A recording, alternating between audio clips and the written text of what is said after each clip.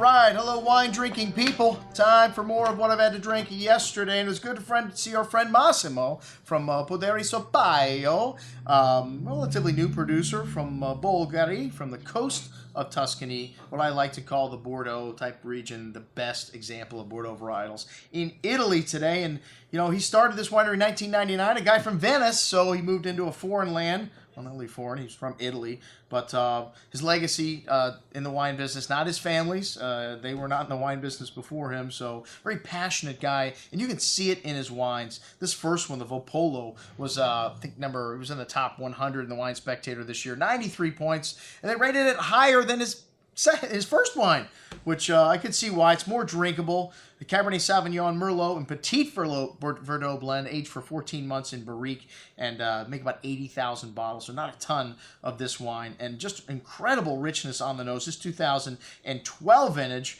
which we have the 2011 here in the store, excellent. It's very difficult, which is kind of interesting. Other people have said it was really good, but, you know, everybody's, their vineyards, you know, right next to each other. You could have different conditions here, but still really good. Lovely cassis and dark currant berry fruit, notes of cigar box spice, dark earth, really nice complexity, some peppery, spicy notes coming out on the second day. Really big and chewy wine on the tongue. This wine, even though it's the second wine, the wine that's meant to be drank younger, still needs a little bit of time, a little bit tannic right now, but lovely balance in this wine, a lot of fruit, and a lovely spice here as well for $36.50. Wow, outstanding juice. One of my favorite areas in Italy. Like I said, I like to turn people on that like California Cabernet to these wines, and of course also Bordeaux. The Sapaio, we had 2010 and 2011, and they make about 9,000 bottles of this wine on average, and the blend on this wine is well, similar, 70, 20, and 10,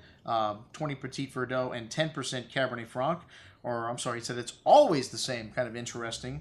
And, wow, he said this year was a bit difficult for him, but cooler year. This wine, you notice that dense color, a lot of dark currant and cassis berry fruit, fresh plowed black earth. You get some graphite minerality in this wine, espresso, gravelly minerality coming out. This is a very big wine, chewy and layered, lots of everything, and a firm hand of acidity. This wine is most excellent.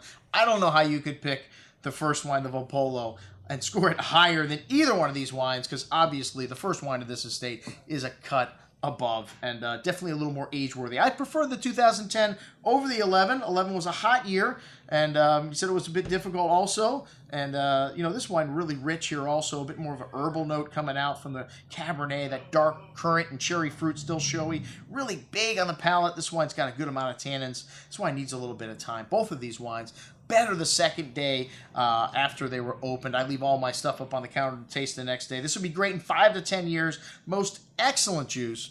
Both of these wines get my next to highest rating. So excellent job, Massimo. That's what we had to drink with our friends from Poderi Sapaio. I'm your host, Andrew Lampasoni, signing off for the Wine Watch, saying remember, always drink the good stuff first.